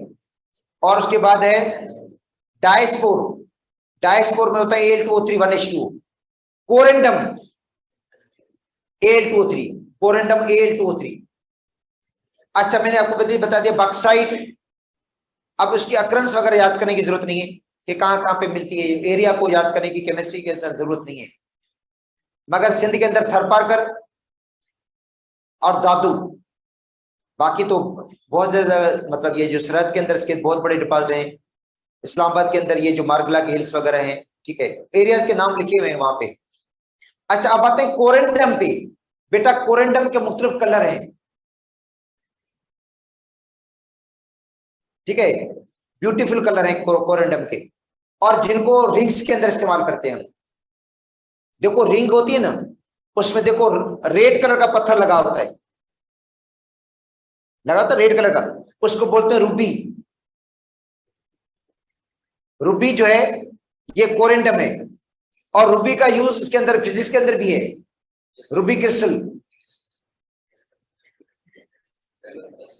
हाँ जो एक्सरेज में इस्तेमाल करते हैं उसका मैंने जगह लिखा भी कि रूबी क्रिस्टल किसका है, फार्मूला क्या है इसका। फिजिक्स के पेपर के अंदर मैंने क्वेश्चन देखा भी था रूबी क्रिस्टल का। तो Al2O3 है इसका फार्मूला, Al2O3। अगर क्वेश्चन आ जाए तो रूबी का फार्मूला कौन सा है, तो Al2O3। अच्छा नीलम,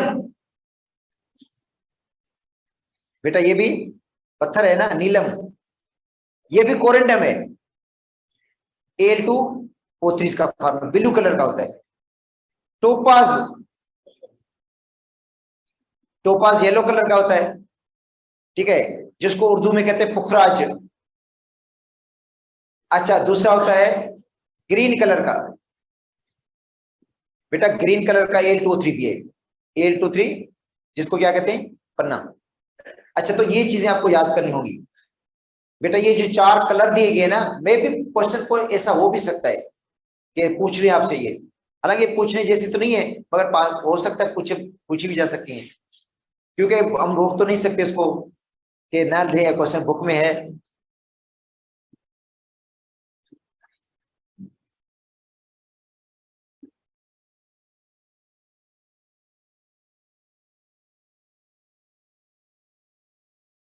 एक्सट्रैक्शन ऑफ एल्यूमिनियम, मतलब आप एल्यूमिनियम की प्रिपरेशन आप कह दो, एल्यूमिनियम की एक्सट्रैक्शन या preparation.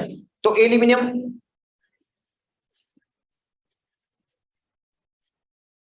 Is extracted from its ore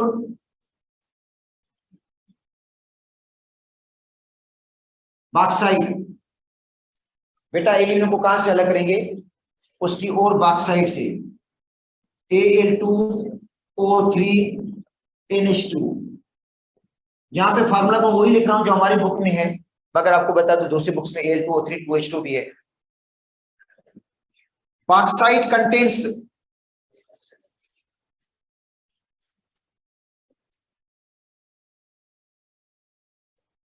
to chief impurities.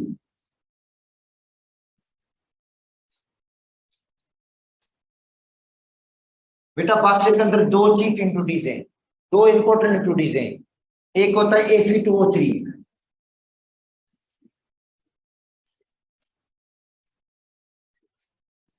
Ferric oxide,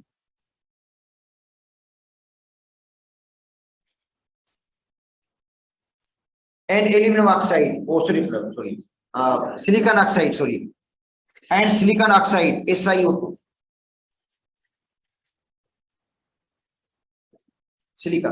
तो बेटा 2 इम्प्यूरिटीज इसके अंदर, Fe2O3 भी है और दूसरा क्या होता है, सिलिका। इन इम्प्यूरिटीज को रिमूव करने के 3 मेथड से, ठीक है, उनको रिमूव करने के 3 मेथड से। तो इसका मतलब है एक्सट्रैक्शन ऑफ एल्यूमिनियम,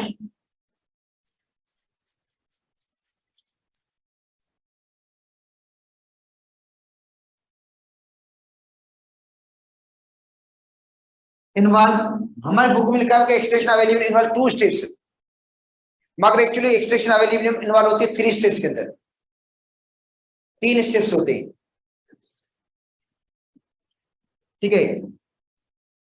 तो extraction of aluminium involve following steps.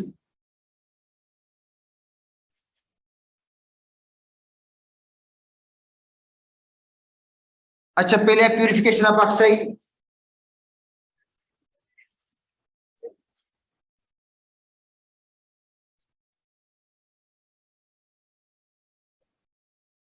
बेटा पहले से में क्या होगा, बॉक्सर को प्यूरिफाई करेंगे, बॉक्सर की प्यूरिफिकेशन।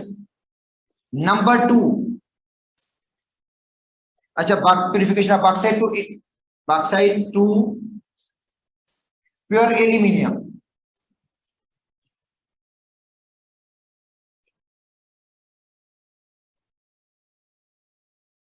बेटा बॉक्सर को प्यूरिफाई करके क्या बनाते हैं हम, प्योर एल्यूमिनियम Al2O3 बनाते हैं, Al2O3 बनता है।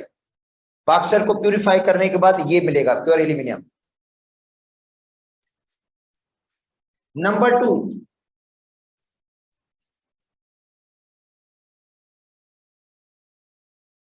Electrolysis of pure aluminium.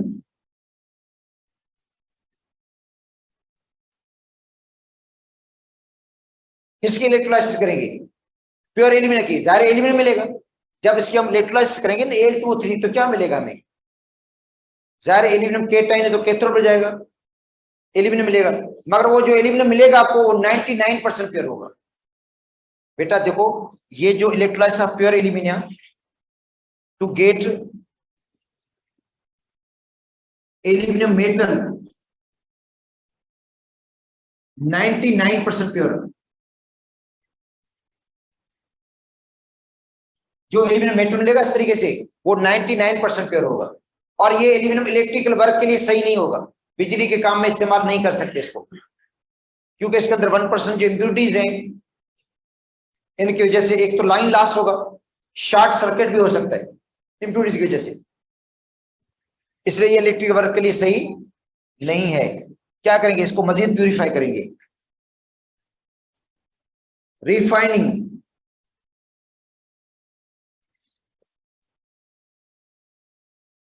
Of aluminium. बेटा एल्यूमिनियम की क्या करेंगे हम, रिफाइनिंग करेंगे, जिसके अंदर दोबारा इसकी इलेक्ट्रोलाइसिस होगी, दोबारा इलेक्ट्रोलाइसिस करके 99.99% एल्यूमिनियम बनाया जाता है।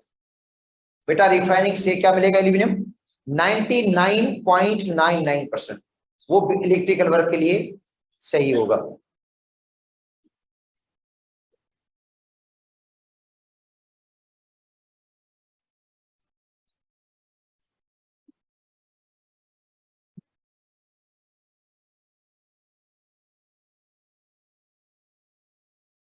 अच्छा अब आते हैं purification of bauxite.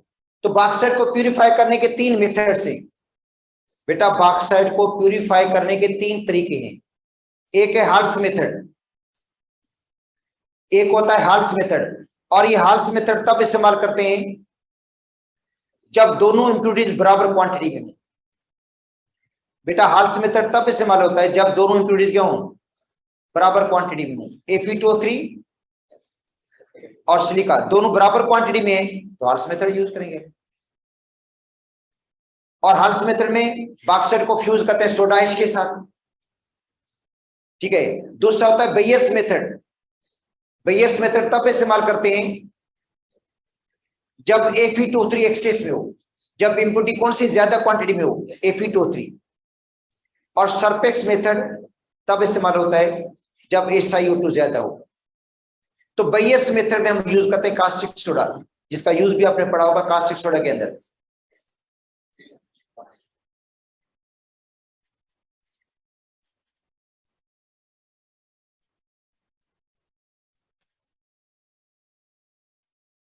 Horse method, अच्छा this method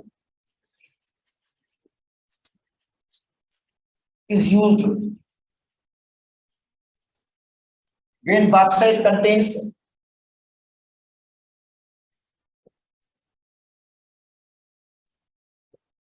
both impurities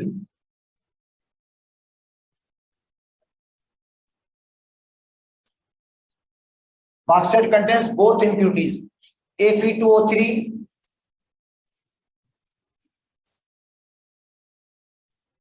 and SiO2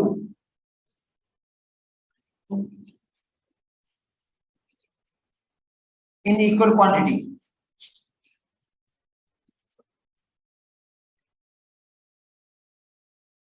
दोनों इंप्यूरिटीज क्या हो बेटा, बराबर क्वांटिटी में हो तब ये इस्तेमाल होगा। जब दोनों इंप्यूरिटीज बराबर क्वांटिटी में हो तब ये मेथड इस्तेमाल होगा, हार्ट्स मेथड। अच्छा, इन दिस मेथड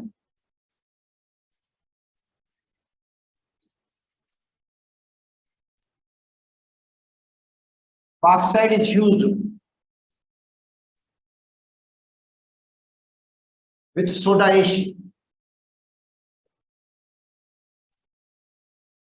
किसके साथ फ्यूज करते हैं? To get soluble sodium aluminate.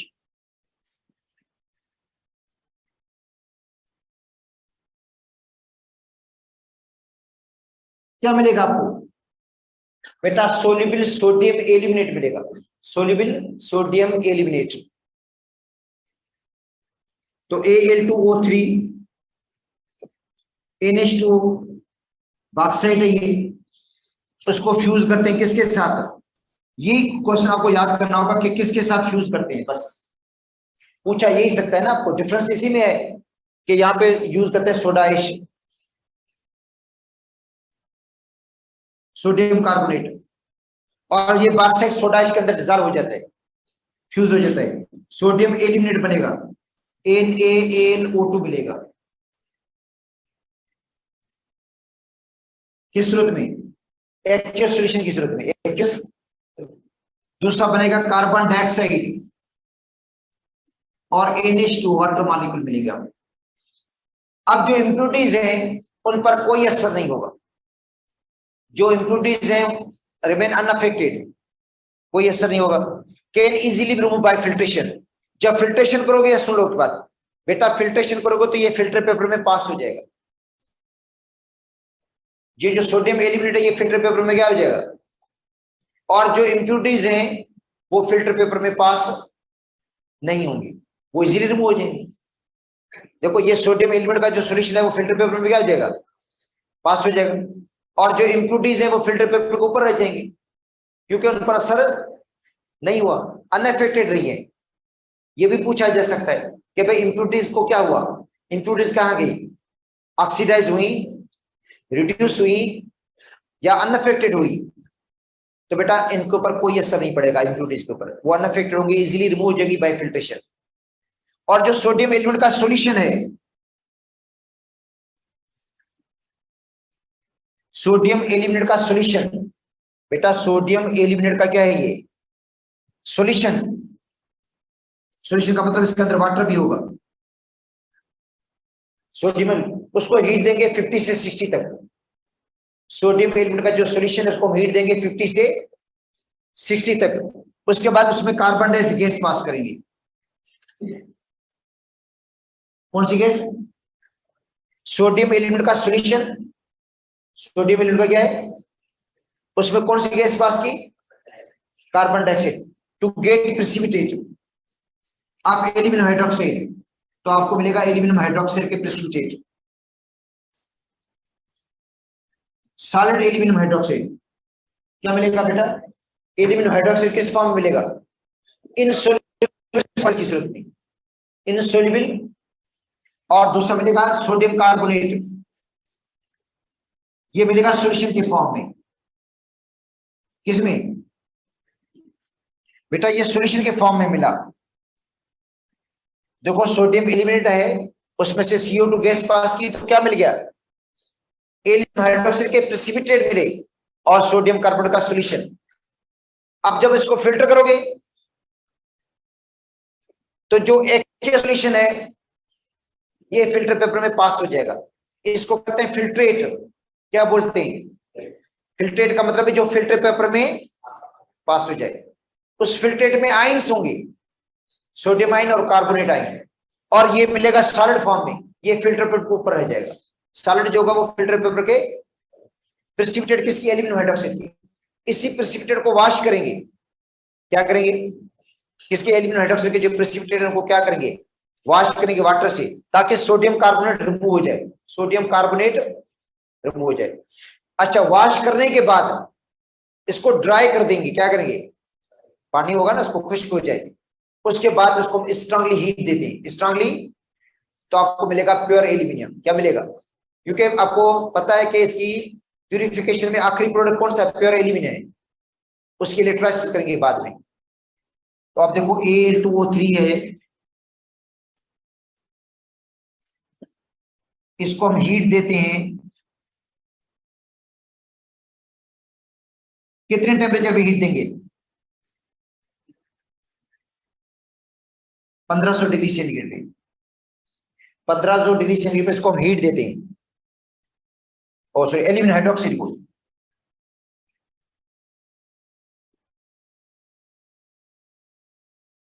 Aluminium hydroxide को हम हीट देते हैं, एल्यूमिनियम हाइड्रोक्साइड को, ये जो एल्यूमिनियम हाइड्रोक्साइड है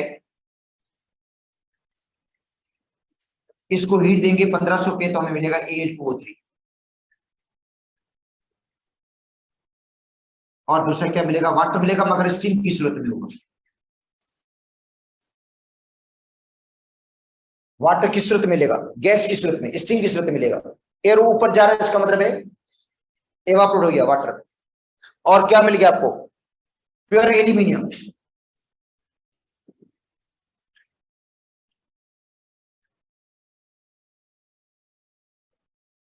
Al2O3,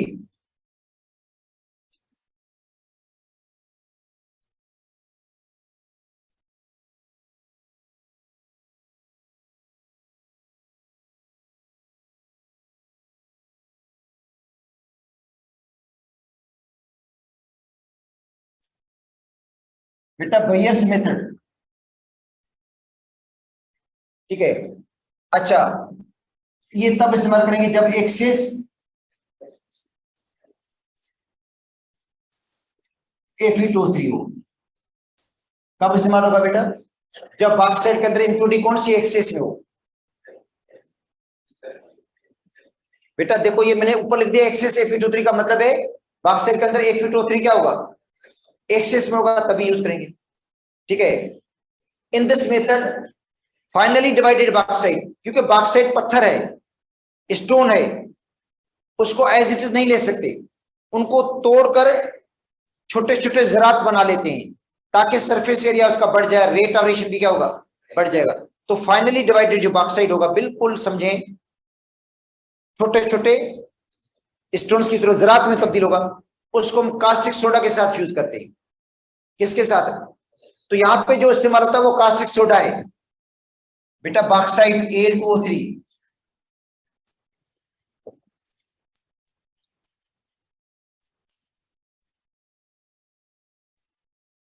उसको फ्यूज करते हैं किसके साथ,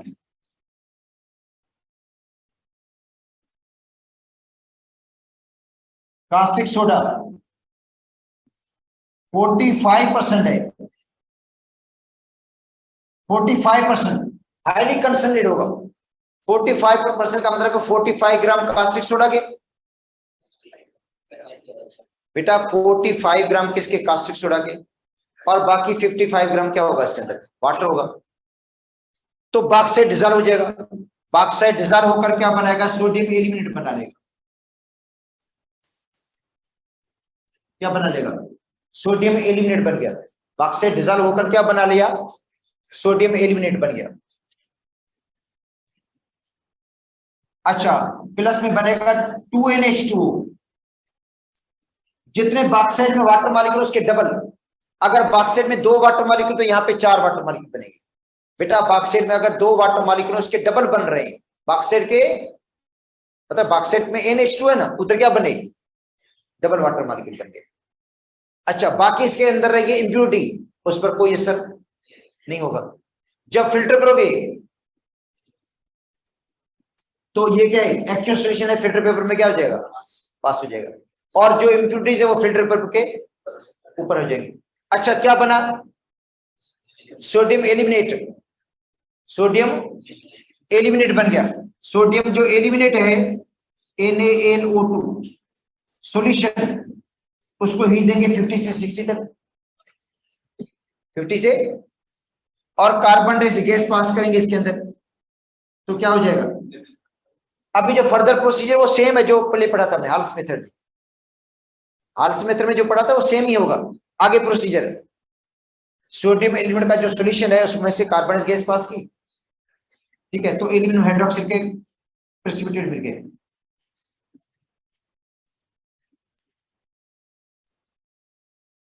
और सोडियम कार्बोनेट मिल गया, किस सूरत में? एक्वस सॉल्यूशन की सूरत में। अच्छा, एल्यूमिनियम हाइड्रोक्साइड के जो प्रेसिपिटेट है उनको वॉश करेंगे, इसको फिल्टर करेंगे, ये फिल्टर पेपर में पास हो जाएगा, ये फिल्टर पेपर के ऊपर रहेगा, इनको वॉश करेंगे वाटर से, ड्राई करेंगे, उसके बाद उसको स्ट्रांगली हीट देंगे, इसको हम स्ट्रांगली हीट देते हैं 1500 डिग्री सेंटीग्रेड पे, तो क्या मिलेगा? Al2O3, एल्यूमिनियम,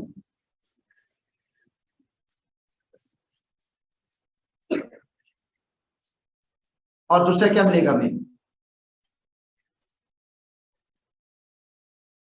H2O मिलेगा, किस फॉर्म में? स्टीम के फॉर्म में।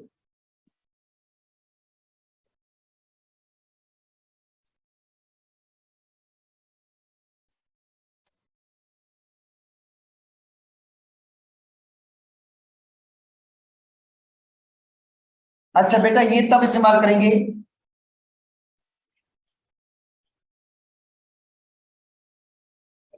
जब SiO2 ज्यादा हो।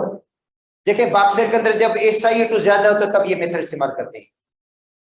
अच्छा, in this method powdered bauxite, इसके अंदर जो बॉक्साइट लेंगे वो पाउडर फॉर्म में होगा।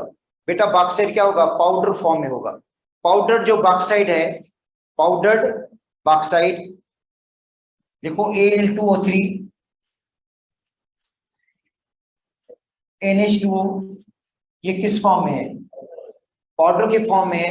उसको हीट देके कार्बन और नाइट्रोजन के साथ, किसके साथ हीट देते हैं? कार्बन के साथ और नाइट्रोजन के साथ 1800 डिग्री सेंटीग्रेड, 1800 डिग्री सेंटीग्रेड पर इसको हीट देते हैं, तो एल्यूमिनियम मिलेगा नाइट्रोजन के साथ, बना लेगा एल्यूमिनियम नाइट्राइड। क्या बना लेगा? एल्यूमिनियम नाइट्राइड बना लेगा। एल्यूमिनियम, बेटा एल्यूमिनियम और नाइट्रोजन मिलकर क्या बनाते हैं? Aluminium nitride. और कार्बन और ऑक्सीजन मिलकर क्या बना लेंगे? Carbon monoxide. क्या बना लेंगे? Carbon monoxide. और प्लस में NH2, वाटर मॉलिक्यूल रिमूव हो जाएगा। NH2 का मतलब जितने वाटर बॉक्साइट के अंदर वाटर मॉलिक्यूल है सबके सब रिमूव हो जाएंगे। इसको बैलेंस किया हमने, तो देखो बॉक्साइट को हमने हीट दी किसके साथ? कार्बन के साथ और नाइट्रोजन के साथ, एल्यूमिनियम नाइट्राइड बन गया, कार्बन मोनोऑक्साइड बना और वाटर। इसके अंदर इंप्योरिटी रिड्यूस होती है, इंप्योरिटी,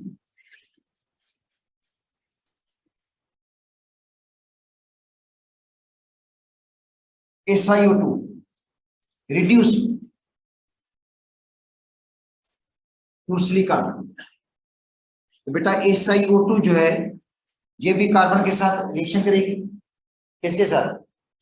SiO2 रिड्यूस किसमें होगी? सिलिकॉन के अंदर, और प्लस कार्बन मोनोऑक्साइड बन जाएगा। तो जो दो मेथड थे, जो पहले वाले दो मेथड थे उसमें इंप्योरिटी पर कोई असर नहीं होता, यहाँ पे इंप्योरिटी क्या हो गई है? रिड्यूस हो गई है। अच्छा, एल्यूमिनियम नाइट्राइड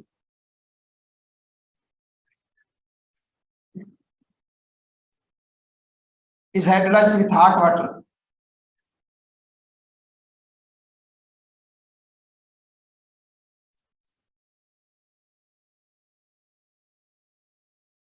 देखो बेटा एल्यूमिनियम जो नाइट्राइड है उसके हम हाइड्रोलाइसिस करते हैं हॉट वाटर के साथ। एल्यूमिनियम नाइट्राइड उसकी हम हाइड्रोलाइसिस करेंगे हॉट वाटर के साथ।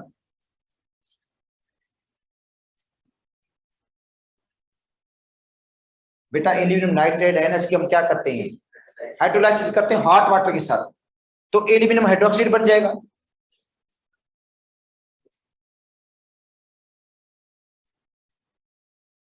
क्या बन जाएगा, एल्यूमिनियम हाइड्रोक्साइड। एल्यूमिनियम, बेटा एल्यूमिनियम मिलेगा किसके साथ, OH के साथ, एल्यूमिनियम हाइड्रोक्साइड बन गया। नाइट्रोजन मिलेगी हाइड्रोजन के साथ, क्या बन जाएगा, अमोनियम।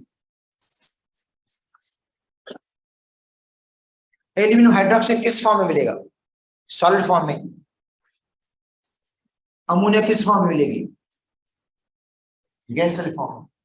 एल्यूमिनियम हाइड्रोक्साइड को वॉश करेंगे, बेटा एल्यूमिनियम हाइड्रोक्साइड के जो प्रेसिपिटेट है उनको क्या करेंगे, वॉश करेंगे, उसके बाद स्ट्रांगली हीट देंगे।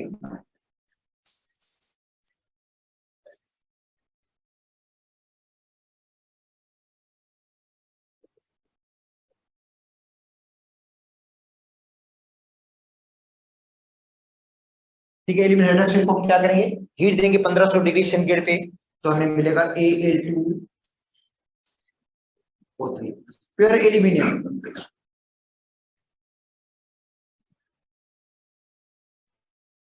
और दूसरा क्या मिलेगा,